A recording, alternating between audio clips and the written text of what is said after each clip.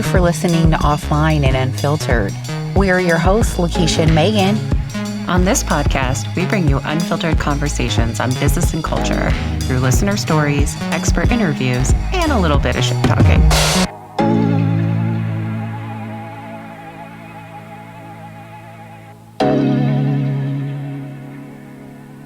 Welcome to today's episode, where we'll discuss an overlooked and escalating issue. Child labor isn't just a chapter in history. It's a troubling present reality. In 2022, a record 130,000 unaccompanied minors entered the United States, a stark threefold increase in 5 years. But not only the numbers that concern us, it's the surge in child labor violations that accompanies this flux. Our research uncovered a disheartening aspect of corporate supply chains. Children work in industries linked to household brands like Cheerios and food giants such as Walmart and Whole Foods. Federal regulators report a 69% increase in companies employing underage workers since 2018. What emphasizes the urgency is the distressing accounts of child injuries within these workplaces. Amputations from fast-moving machinery, scalp injuries, chemical burns, and other troubling incidents paint a stark picture of the hazardous environments these young workers endure. Although legal actions are taken, the fines imposed often barely dent the bottom line of these large corporations. This is a complex issue that touches many spaces, but our focus is on HR. Where do they stand in this crisis, given their pivotal role in preventing such violations? How does the staffing industry aid organizations in evading culpability? And what guidelines do HR departments follow when they're directed to overlook these issues? You know, Megan, you bring up some great points, and I think the research shows a lot of depth to what's going on. But, I think the first thing I just want to point out to our listeners is that we're not going into politics tonight. That's not the intent of this. We really want to focus in on HR and really humanizing the workplace. So one thing that really stands out to me is, HR, we do have an obligation. And oftentimes our HR counterparts are not really mindful of the ethical standards because there's not a governing board besides if someone takes you to court, right? And so we know recently that this was exposed by the LA Times, and that created a task team to really evaluate and investigate what was going on. And so I'm just curious from your lens, Megan, kind of what is your ethical standard and what do you use as an HR professional to determine whether something is right or wrong, even if there is no legislation, or in this case, there is? Yeah, it's a great question. I think I've found myself in situations, and I think other folks in our path have as well, where you've been asked to do something that maybe it isn't even illegal. It's just, it doesn't feel right, right? And you kind of have to lean on your own gut and your own moral compass. I do think that employee safety is the number one priority.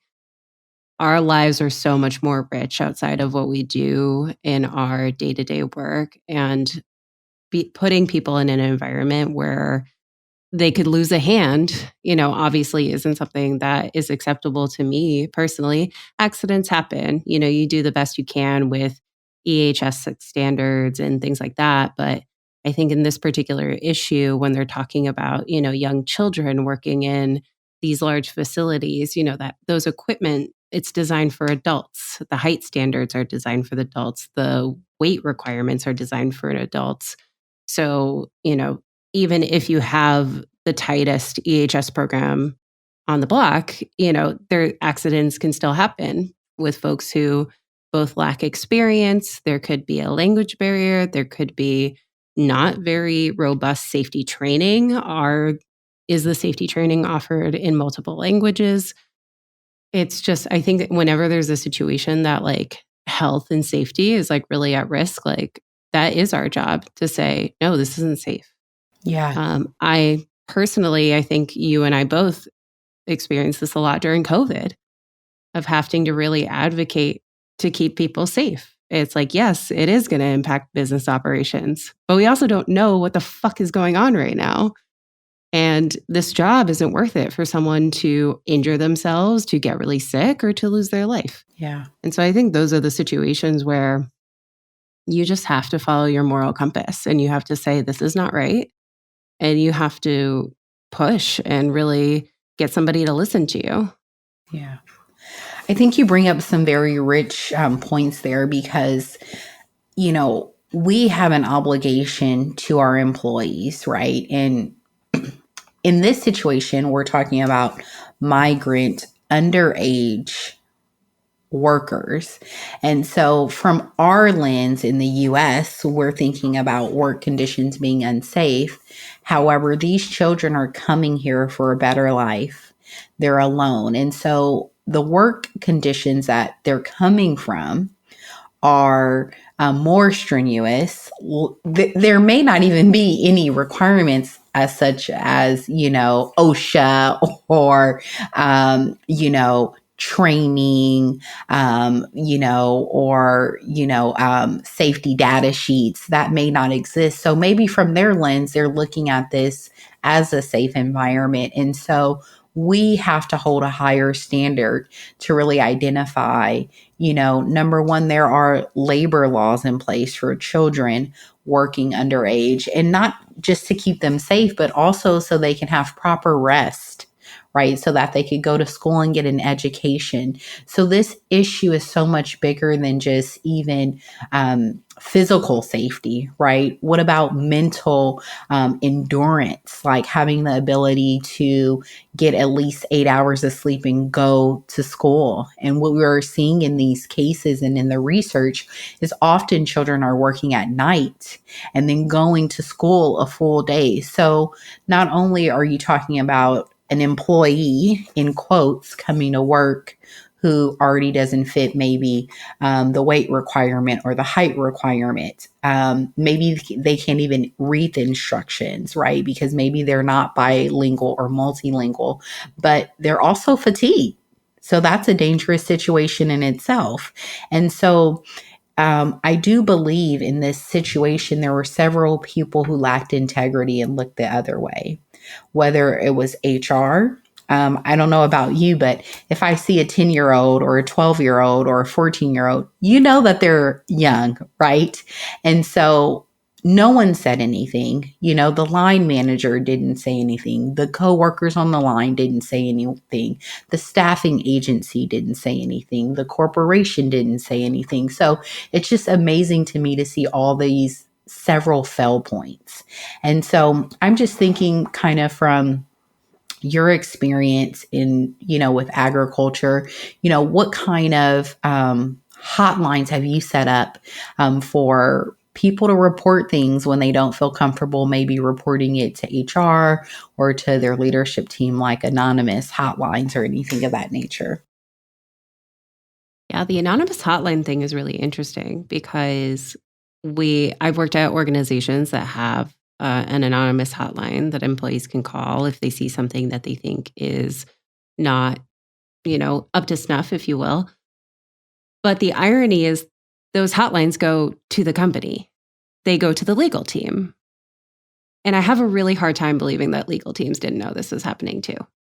And it's like someone files a complaint, it goes to your internal legal team. Internal legal team looks at it and decides, is this a conflict of interest? Like, is this a legal issue or an HR issue? And if it's an HR issue, they say, congratulations, Megan. This is your problem. Go investigate. Or they say, this is ours to deal with. Or the other fail safe is like, say an employee made a claim about me ignoring, not I-9ing underage people, then it would go back to the legal team. But, there's always that like argument out there on the internet that like HR isn't your friend, it's just there to protect a company. Same with the legal team. Like the legal team is there to, yes, hopefully influence process and policy and keep the company as compliant as possible, but also to cover their ass when there's a lawsuit. So if the anonymous tip line, like the call is coming from inside the house, if these points of failures go all the way up to the executive team, then a tip line may not even solve it. Like at that point, your only option is to report it outside of your organization. to which I'm sure the average person would be really concerned that that whistleblowing would come back to them. Of course, there's laws to protect whistleblowers, but kind of the other thing where, oh, yeah, you whistle blew, but yeah, also your performance has really been lagging the last couple months. And suddenly here are all these conversations that were had without your knowledge. And, or suddenly we don't need your position anymore. Like, it's sad, but those things do happen. Yeah. So I agree with you that there does need to be like a space to hold companies accountable for things like this that isn't just law enforcement and like the federal government. Um, and I will say another thing about employees, to your point, like these folks may be coming into and like to them, this environment might feel safer than what they've been through. Like we've heard that a lot of these children, they cross the Darien Gap, which is like known to be impassable, and yet these kids manage to do it. And so another employee on the line, might say, this person has come from like really desperate situations to come to America and they need this money, maybe not thinking in the lens that they're being exploited, but they like Mhm. need this money to survive or send to their family. And they're like, I don't want to be the person that takes away this livelihood. Yeah. And I think that that's a really complex piece of it as well, is like, how do you make that determination between like, this is wrong, we need to report it, and also like, this isn't any of my business. And I think a lot of people might lean on the latter, or someone else will probably report it. I don't have to. Yeah. Or not my problem, right? And so I think another piece of this, when we look at the fabric of an organization, right? So you brought up general counsel, right? You brought up HR, you brought up the coworkers. I think oftentimes a lot of these manufacturing plants where, underage workers were found are lower um, pay range, right? And so you're looking at more entry level staff who they really don't have a desire, right? Because number one, they're like, I don't get paid enough. Let's just be honest. They're like, Mm. I don't get paid enough to worry about Billy, Bob, Joe.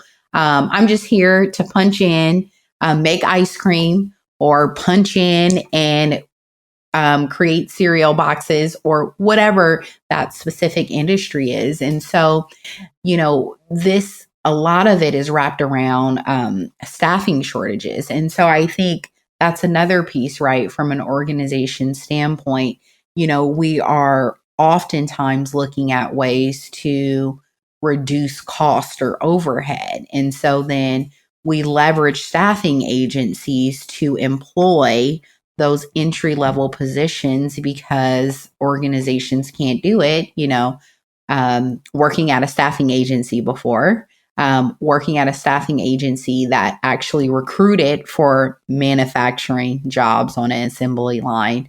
I am familiar with that population, right? And it's unfortunately our entry level population of maybe people who are on a lower socioeconomic scale. Um, Oftentimes they didn't have a degree. And so they just wanted to get in and do their work and get out. They didn't have any kind of, I want to say, loyalty to the organization to say, like, I'm seeing something, I need to say something. It was more about, I don't care. This company doesn't care about me because they're paying me less than a fast food worker. So I'm just going to get in and get out. And so, are there some things we can be doing to realign these jobs to be incentivized and something that people in the US would want to do so that staffing agencies aren't looking for this population that's willing to work for minimum wage, right?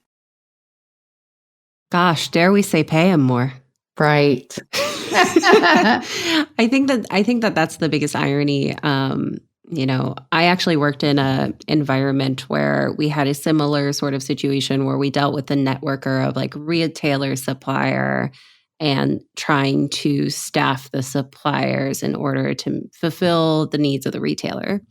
And we had one packing house in particular that was really struggling with staffing. And because we were providing a service that was within the supply chain, I had kind of gotten pulled in. It's like, hey, they really need staff at this like one facility and they can't hire it and they can't maintain it. And that was impacting our ability to sell our product and our ability to fulfill the retailer.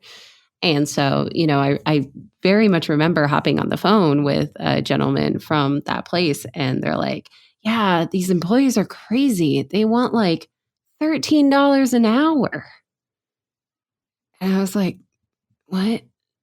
And then I just kind of said pretty bluntly, I was like, hey, this sort of work and what you're looking for, like if you want a pipeline and you're not getting it, paying it more is a good way to get more staffing. And they just like wouldn't hear it. They're like, no, no, no. Well, we need help like finding a staffing firm. And for those of you who aren't familiar on how like a staffing firm works, is a staffing firm typically takes the hourly rate of those folks and then charges a premium to cover their benefits and to cover finding them.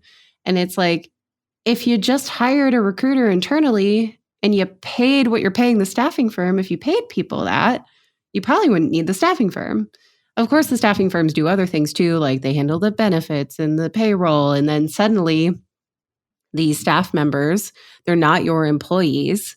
They're a different line item on your P&L. So you can say your staffing is lower than it actually is. But that's how this like really almost insidious kind of network of everybody pointing at each other saying, well, it's not my fault because, basically the retailers are like, well, it's not our fault because like we just work with the suppliers and that happened at the supplier's facility. And then the suppliers are like, well, it's not our fault. We use the staffing firm and the staffing firm hired these underage folks. And it's like, again, there's no way that all of these people don't know that these are underage kids doing this work. Yeah. Like, I just don't buy it. I don't buy it that these decisions aren't made at the top. And to them, the fine and getting caught is worth the risk because it's low. And they care more about the profitability and the productivity. Yeah. So they'd rather exploit people and not pay them a living wage and not consider them employees and make their crazy high numbers that they set for themselves so everybody can get a bonus at the end of the year. So I don't know if I would agree necessarily that the decision to hire underage workers are made at the top.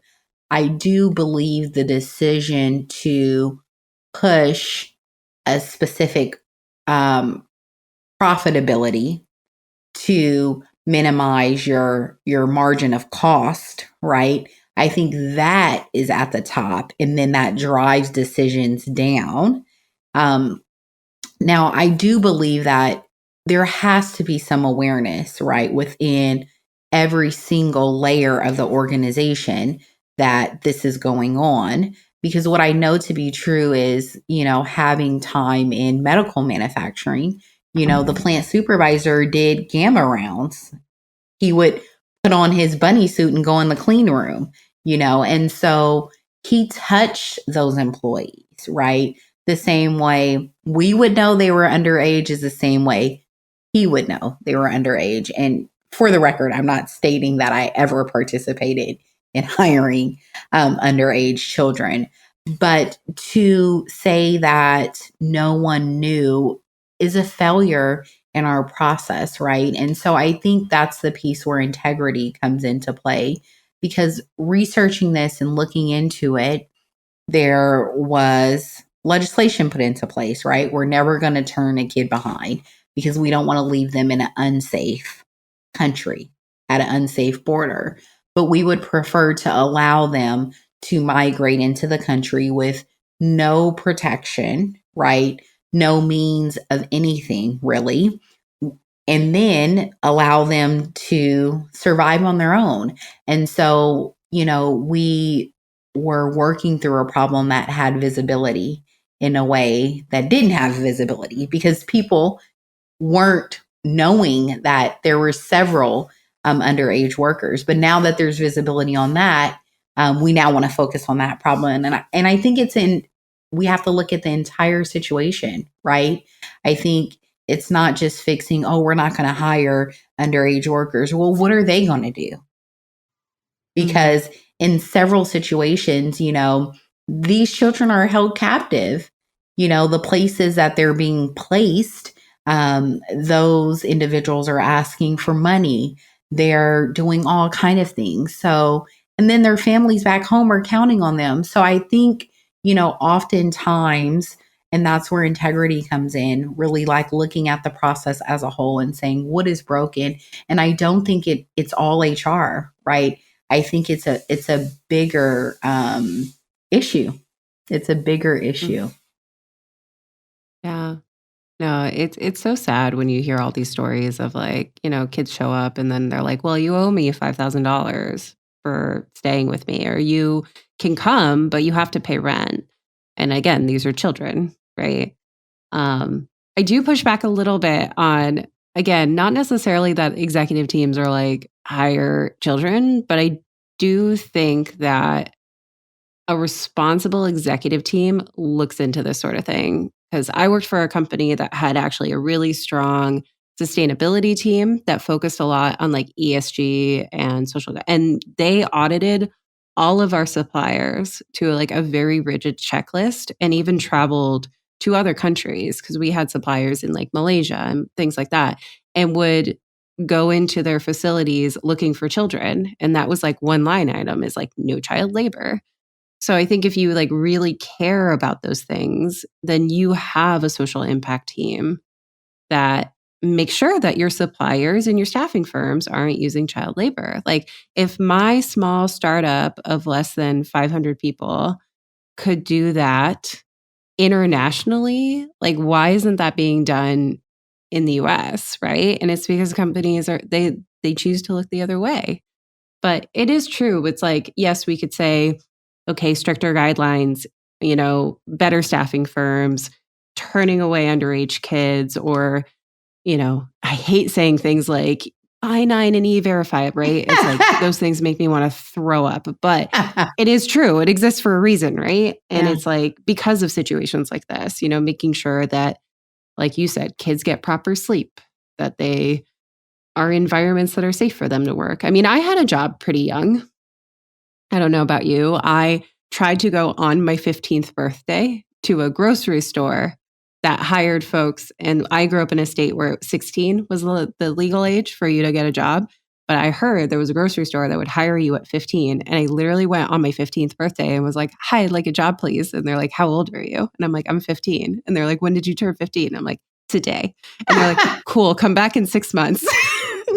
Yes. Mhm. So, I get it. Like even and not that I could ever compare my situation to these children, but I came from a low income home Mhm. and I didn't want to have to ask my mom for money anymore. I wanted my own money to go to the mall.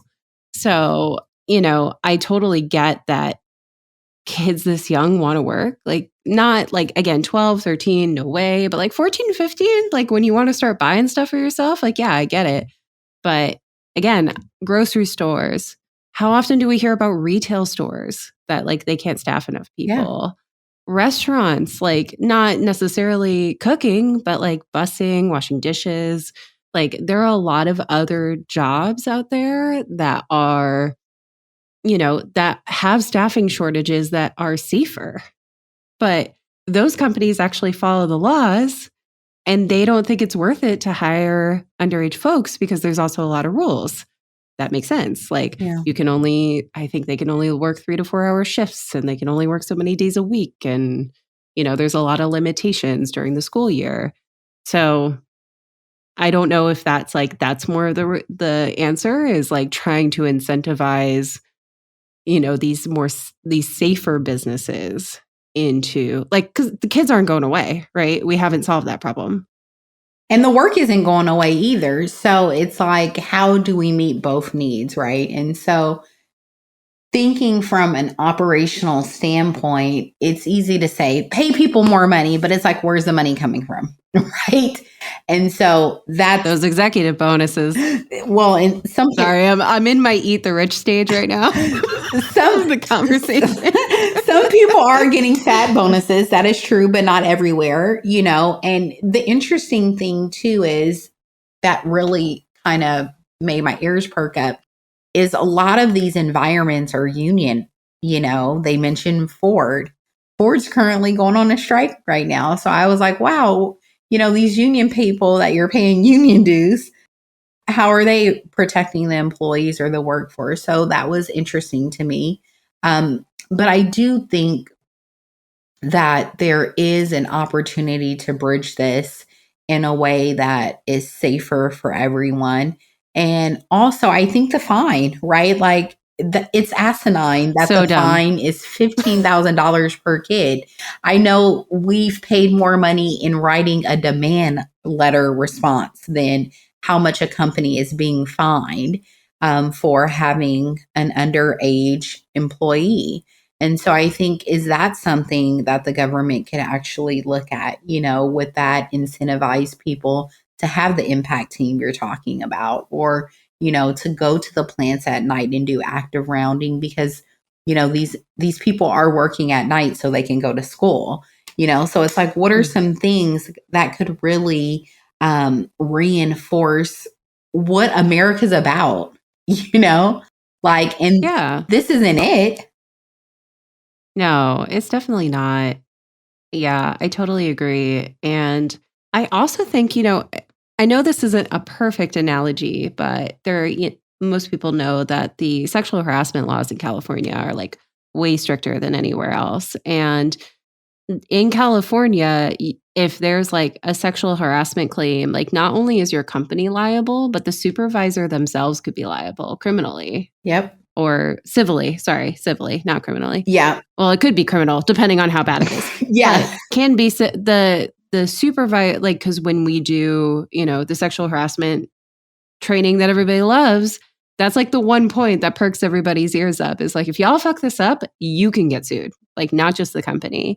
And so I kind of think it could be something like that as well. It's like if there's really no accountability, if no like name is like really held to it, like then people are going to be like, oh, well, the company will just pay for it and it is what it is. It's like no one's not buying Cheerios right now. Yeah. Like we're not talking about boycotting Cheerios. We're not talking about boycotting Tyson. Yeah. Maybe we should.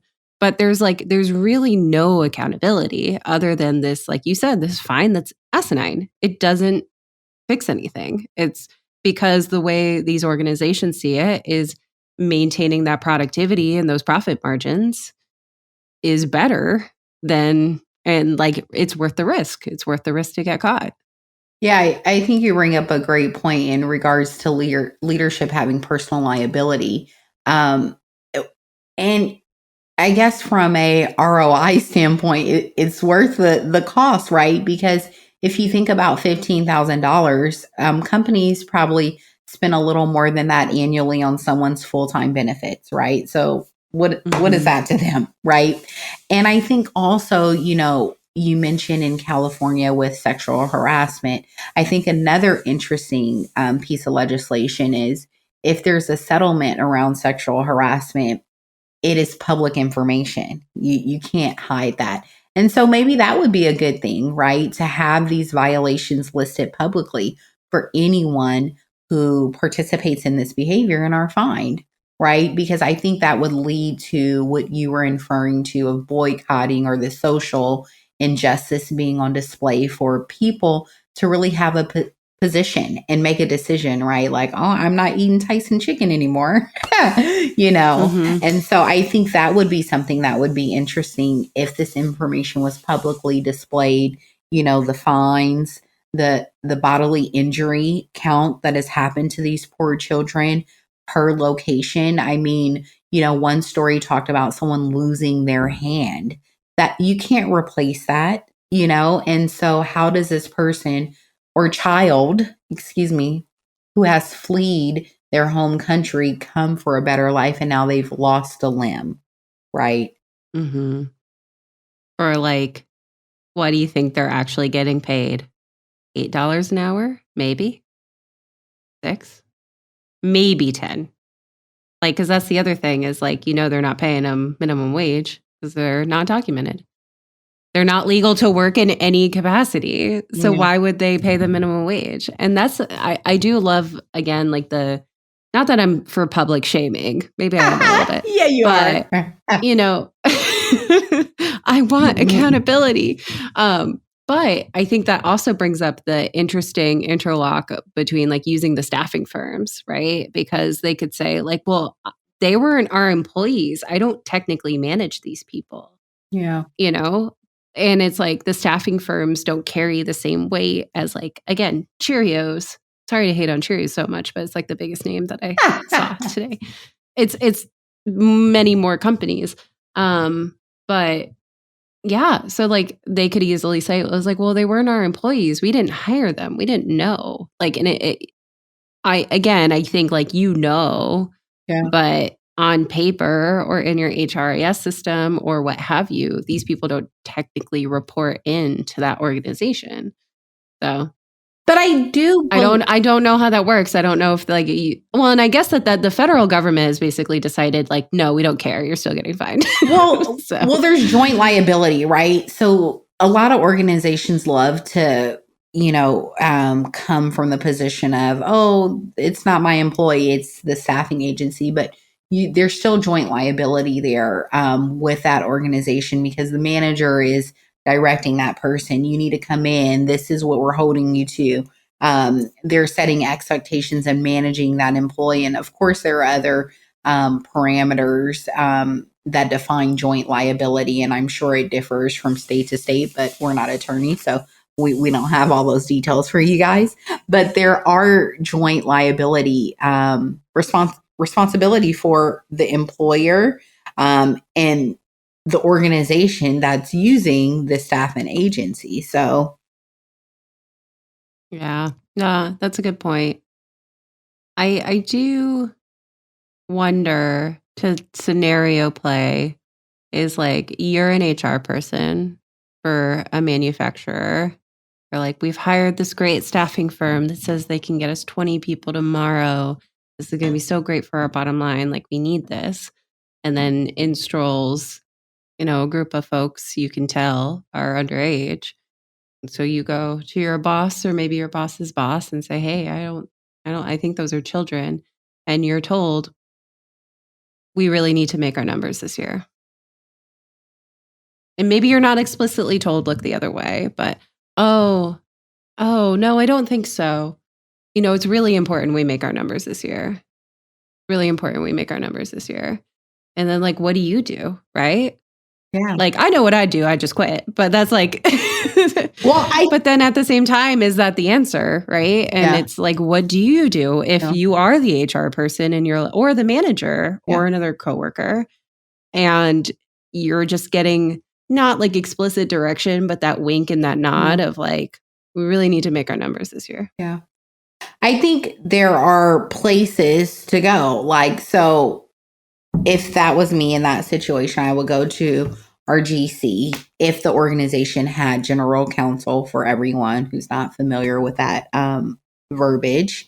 Um, I would go to, the attorney inside of the organization because they're in place to deal with situations in which someone is choosing to look the other way. Their whole position is to mitigate risk for the organization, and this is big risk. So I would go there. If there was a compliance department, I would go to that compliance leader. If there's a chief compliance officer or anonymous hotline, however, I could get, some organizations have what they call a whistleblower hotline. And to your point earlier, sometimes that hotline doesn't even get answered, which was evident on the, side of people reporting these children coming into the country into terrible homes. The phone number didn't even go to someone answering it. It just went to a voicemail and no one picked that up. And then I think ultimately, there are several different governing bodies outside of an organization you can report to. So, someone working in a manufacturing environment and you witness there's a child working there, like you mentioned earlier, the height regulation, you can contact OSHA and you can file an OSHA complaint, and OSHA will have an obligation to come to that facility and do a walkthrough. I've been involved in that where OSHA shows up knocking. Hi, I'm here. Someone made a complaint. And you have an obligation to let them in, for them to do a tour, for them to interview people. And they have a right to interview your employees without you being present. And so, and then they write a report, and you have an opportunity to respond to the report with an action plan. You have the right to, try to fight it. And so I think there are several avenues. You don't have to just be faced with the people who are present within the organization. You definitely want to start there. I always encourage people to do that. Like, people love to run and say, oh, I talked to an attorney. Well, let's just start at the company first, right? Go to HR first, go to your manager, go to HR. If you have a general counsel, go to them if you have compliance. But if for some reason there isn't anyone really understanding the significance of what you're conveying, then yeah, you can go outside of the organization, right? That's an option everyone has. And I do believe often we may report things sometimes, and maybe it's not always someone saying look the other way, but it takes time for them to look into it, right? And I think that's very important. As someone bringing forward a complaint, you want to allow the organization time to look into things. I think about myself in HR, working in an operation that is 24 hours. The research shows that these children are working at night. Well, administration isn't there at night. I'm not there at night. I know. That was my thought with OSHA. I was wondering, I was like, I wonder if OSHA would do an investigation like at night. I don't know. I don't know. Listeners, if you know, email us and let us know so we can follow up on that. Because not a similar thing, but we had these like ghost kitchens in Santa Barbara where I live, where they were showing up making really good food, but like not legally. But like the whole issue is like all the offices that enforce that, they all go home at 5. So, there was no one to really like say, hey, you can't do that, because they were all home. But I don't know. OSHA might be different. Yeah. It might be. I think given what they do. Because I think you can violate labor law, or you can violate safety rules at any time of day. That's true. But yeah, you bring up a good point too, like with these 24-hour sort of operations. And maybe I am too hard on the HR people and the executives and all that, because they're not working at night either, right? So there could be a scenario where no one's checking in on them. Yeah. I will say, it was funny in the organization I worked in. I actually would try to pop into the packing houses. I'd do some travel and go see people, and they always thought when I was coming, it meant that they were getting let go. I'm like, in this day and age, I'm not going all that way for that. I'm like, I'm just here to hang out with you. Yeah. But they would all panic. They're like, Megan's coming. We're all getting laid off. They're closing down this operation, et cetera, et cetera. I was like, no, I just so I do think being present is important. If anything, that sent the signal to me is I need to do this more often. So when I come by, it's not scary. Right. It's not correlated to a negative outcome, right? Mm-hmm. Oh, I know Megan. She comes by all the time and makes sure we're okay and everything's going great. One thing that really stood out to me, was really about this desire to move the children into the country quicker, right? So we've seen an influx on the news of, these horrendous images of these children in these camps, right? with those terrible heating silver blankets. I can't even get the images out of my head because I remember it so vividly. And so it was interesting to see that what happens in every organization is oftentimes, right, when you are rushing something in a process, you you create pressure that really fragments the process, right? And it breaks down the process to dust. Now you have the option to apply good pressure and like create a diamond, right? When your boss is like, hey, this deck could be a little bit tighter, right? And you're working and you're researching it and you create something beautiful. And so the interesting thing, what I seen in this is there was this pressure that created a imbalance and also the visibility of the country to move these children quickly into um, entry that then allowed for an influx of these workers, right? Because they were available to work. And so now the pressure is now on the other side of the organizations like, oh my God, we need a task team. We're allowing minors to work, And so I'm just wondering what are some things that people can do um, when there is pressure and they know that the pressure that's being passed upon them or passed down, whether it's from executive leadership or senior leadership, um, what can they do not to get sloppy in their practice?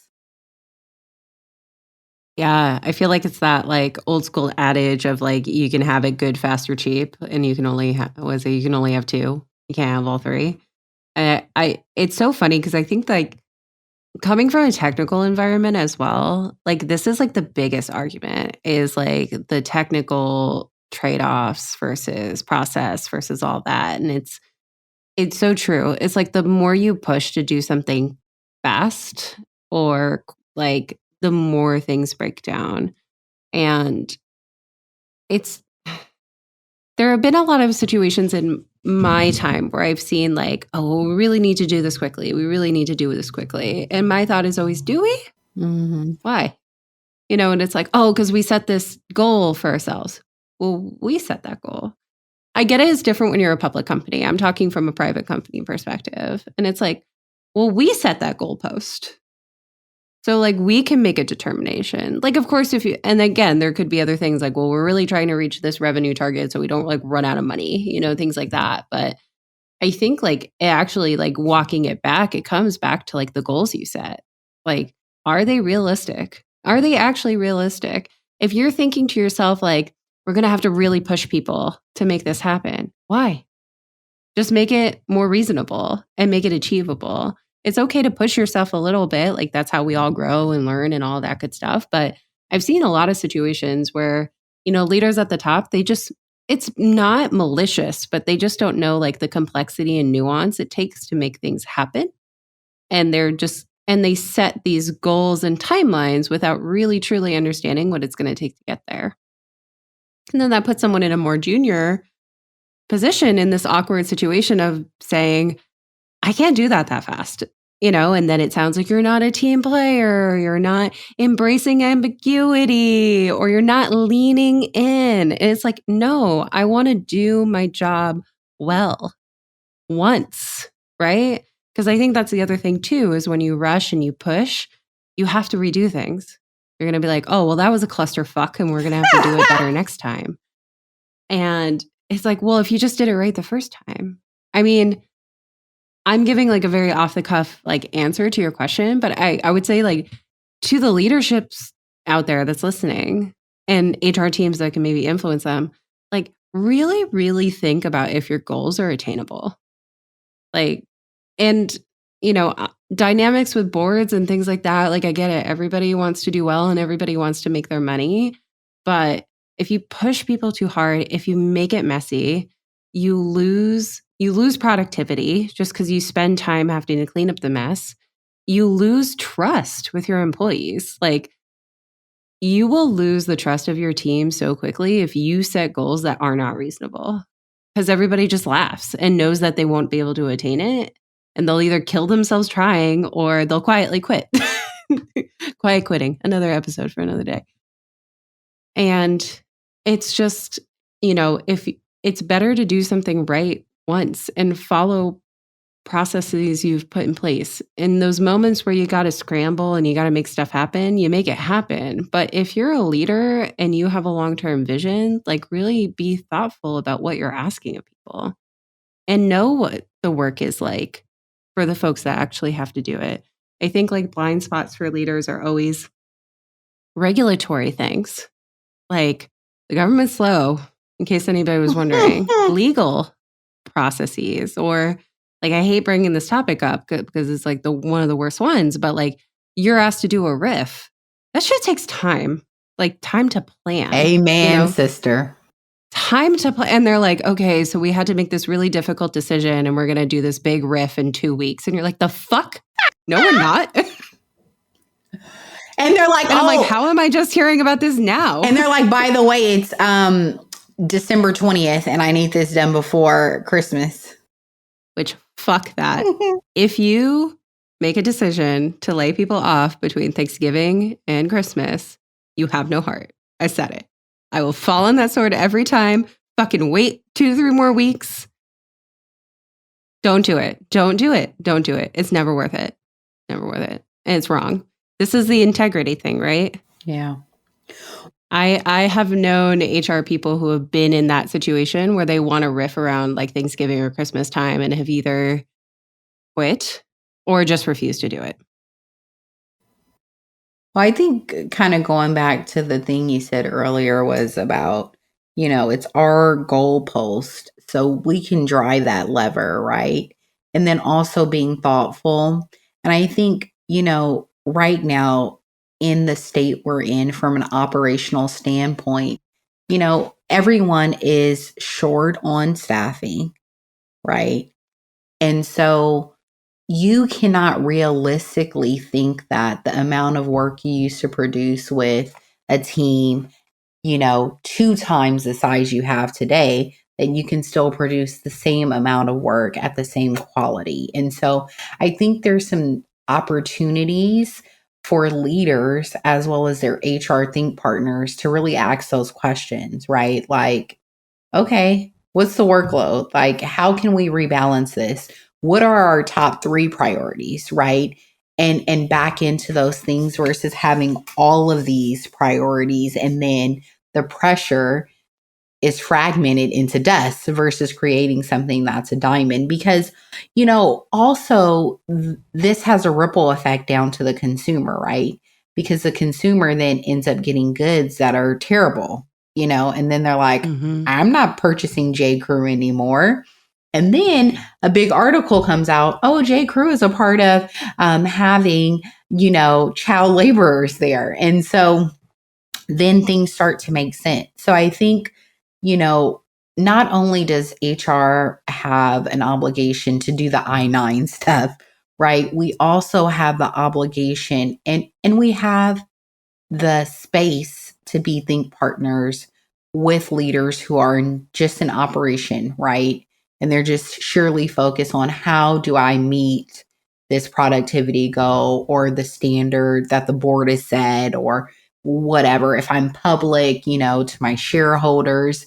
And so HR has the space to say, tell me, how we can do that differently. Or, let's talk about restructuring your team, right? Like, is there an opportunity to rebalance work to accomplish that? So we can be a little more strategic and help them in that way. And I think that's what we owe to the people we support, whether it be the employees, the leadership team. And I think that's what we owe to ourselves. Yeah. I think you have to be able to sleep at night, right? And then that's something that I think for me, and I know a lot of other people in our space, is like when your company is making decisions that impact your people negatively, it bugs you. It does. Like, because I'm always thinking about, well, how's this going to impact everybody? I think another thing too that we can do is I've seen it a lot in a couple different shades where like leaders go into their on sites and they make all these decisions and they set all these goals, but like they don't bring like the lower levels along. They kind of make these decisions in a vacuum. And then they come back and they're like, "Great news, we have a plan." And then the rest of the company is like, "Well, where'd you get this idea from? Where'd you get these numbers from?" So I do think where we can lean in is like, you're setting these targets. Have you talked to, regulatory about that? Do you know what the legal complications of that might be? And just like kind of nudging in the spaces where they just might have blind spots. Have you talked to this person who's really knowledgeable about this? Like, it doesn't have to be a secret what you're thinking. And it doesn't need to be this grand reveal of like, here are our goals for 2024. It can be a conversation across multiple levels and across multiple teams. Like, to me, that's leadership. To me, that's leadership is bringing everybody along. And yeah, sometimes you have to say, I hear your perspective. I don't agree. It's my decision. That's fine. But I think if you make no attempt to really include the folks, that are actually doing the work, then you're going to set yourself up for these vicious cycles where you set a goal, everybody freaks out because they don't think it's attainable. And then again, they either push themselves really hard to meet it or they get resentful because they're like, well, they don't even understand my job. They didn't even ask me. Yeah. I get it that like the bigger your company gets, the more complex that gets. But I do think that that's just a good practice in general is bringing people along on making those kinds of decisions. Well, I think at some point you have to bring them along because if you don't, you'll never reach the goal, right? And so it's interesting, lately I've been doing a lot of integration work. And so, this is a space that I've had to lean into more, right?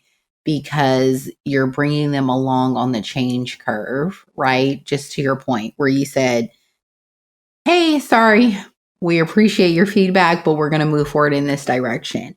But also, times I'm learning things that I just don't have knowledge of because I'm not doing the job. And so they're Mm-hmm. really simple things. Like when I hear it, I'm like, oh, you're an idiot. Like, why didn't you think of that? But we're not doing the work. So we will never think of it because we're not touching that. Right. And so that's the beauty of having that integrated think team. Right. Because you have someone who's doing each component and can kind of share from their perspective. Now, at the end of the day, we may say, oh, that's really, de minimis, right? That won't impact our overall strategy, but it's still, you have all of the pieces to make an educated decision. And so that's when leaders make meaningful choices that impact everyone when they have all of the facts. And it also allows you to establish trust and respect with whoever your team is, because at the end of the day, they're going to say, well, okay, I gave Megan that information, right? And so when you say, no, sorry, I'm going to go another way, and then you execute it and you actually go that other way after considering whatever it is, and it still works, that builds trust with the team. They're like, okay, well, I can trust Megan because she said we didn't need to worry about that, and we didn't, and it worked. So I think that's the big piece. And even in today's work environment, we're seeing that more, right? People are working in a different way where trust is really important, right? When we talk about our baby boomers, they worked at one job their whole life. You told them to Mm-hmm. jump, they said how high. We're not seeing that today. And so once trust is broken, people will leave, right? And so how can we, do these things differently? Whether it's hiring the right staff, whether it's rounding to see that you don't have the right staff in there, whether it's, in this circumstance, there were several reports made that, hey, this isn't right. How are we following up on those complaints? How are we sharing this information back? How are we sharing this information up? And I love the term managing up. Sometimes for our listeners who are not leadership, sometimes you have to manage your leader, and that's okay, And so I think there's opportunities regardless of what your title is or who you are to have a voice. Mhm. Yeah, I totally agree. And I also think, we've had this conversation in different shades many times, but at the end of the day, your job is just your job, And if you've given it the old college try, you feel like you've gone down the different avenues you think you can go down to do what feels right and what keeps your integrity, and you're still not and you still don't feel good at the end of the day, like, don't stay somewhere. Don't hurt your mental health like that because it will eat at you. I think all of us have probably been in situations where we should have left earlier than we did, right? Because, maybe we felt like we had a really good opportunity, or we really like our coworkers, or we really loved the work that we were doing. But if something just doesn't feel right and you feel like your integrity is being challenged, like, don't stick around. Find somewhere that's going to be aligned with your values. I think working in a place that shares the same values is really important. That's a very good point. Know when to go and know when to stay, right? And, I think oftentimes I get it. People have financial obligations, right? But if there is an environment that is not conducive to your ethical and moral standards and the law, you probably shouldn't be there. And stop sticking around places thinking you're going to be the US military and fight with every leader and change the world, because you're not. You are not the Mhm. UN. Let it go. And that is something that I have tried to teach several employees that I encounter who say, oh, my boss is miserable, or I hate working in this department and blah blah. It's like, leave. You are not chained to this, leave. And so I think that's a great note to just highlight and share that um if something is not right and you see something and you've said something, and it still hasn't changed, open the door and walk out of it. Now do it in Mhm. a right way. I'm not saying walk off the job, because you still want to have integrity too. Was it like that one girl was in the news a couple years ago, but she like won the lottery. So And she like shit went on into her her desk. boss's office and shit on the desk. Don't do that. Yeah. We're not advocating for that. Please If don't you do that. can, be thoughtful, get another job first, do what you need to do to take care of yourself. But if you can't even do that and it's really bothering you that much, try to figure it out, because it's just not worth it. It's not worth it for your job to like impact your mental health like that.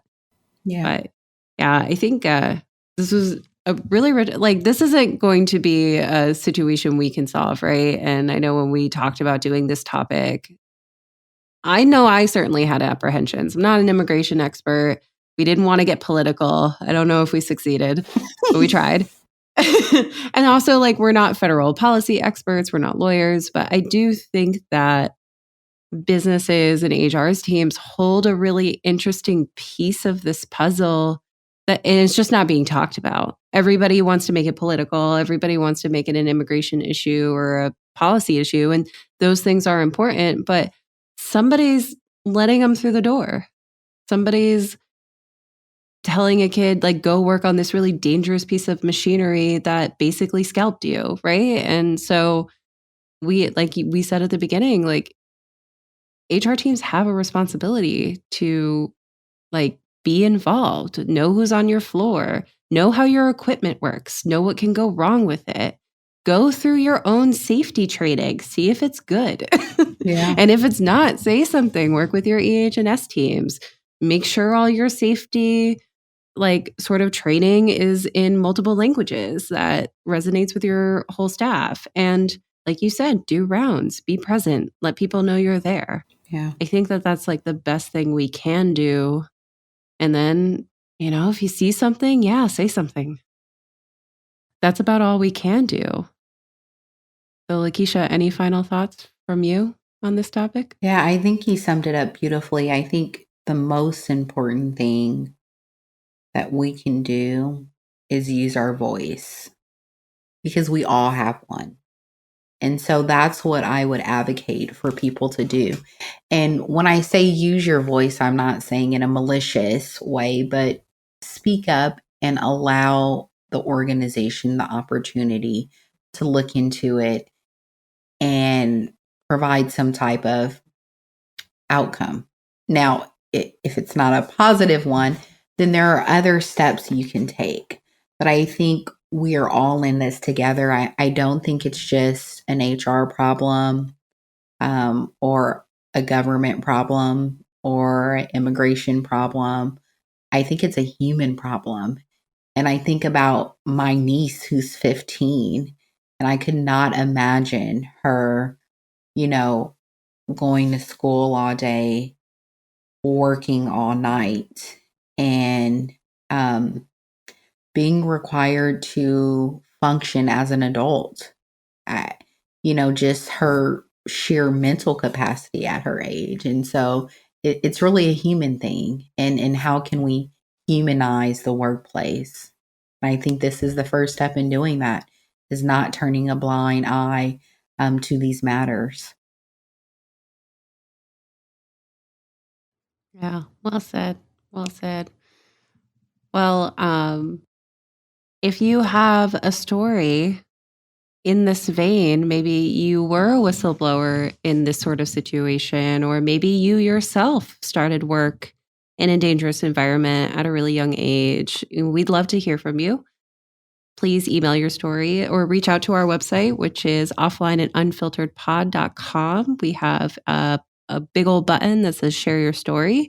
We'd love to hear it. Or if you are a subject matter expert in this space and you want to continue this conversation, one concern I have about this topic in particular is like it was really hot for a couple months and then everybody kind of just stopped talking about it. And I think to Lakeisha's point here, we need to use our voices and work towards making this issue more prevalent. So yes, again, if you have a story to share in this vein or any story, please reach out to us on our website at offlineandunfilteredpod.com and click that share your story button. Thanks for listening to today's episode. The views expressed on this show are based on our personal opinions and should not be taken as legal advice. Contact an attorney for that. Our theme music and sound was produced by Equilibrium. Our artwork and logo was created by Jillian Blanco. We are an independently run podcast. If you like our show, please rate and review wherever you listen to podcasts. If you'd like to share your story or expertise, email us at stories@offlineandunfiltered.com. We can't wait to hear from you.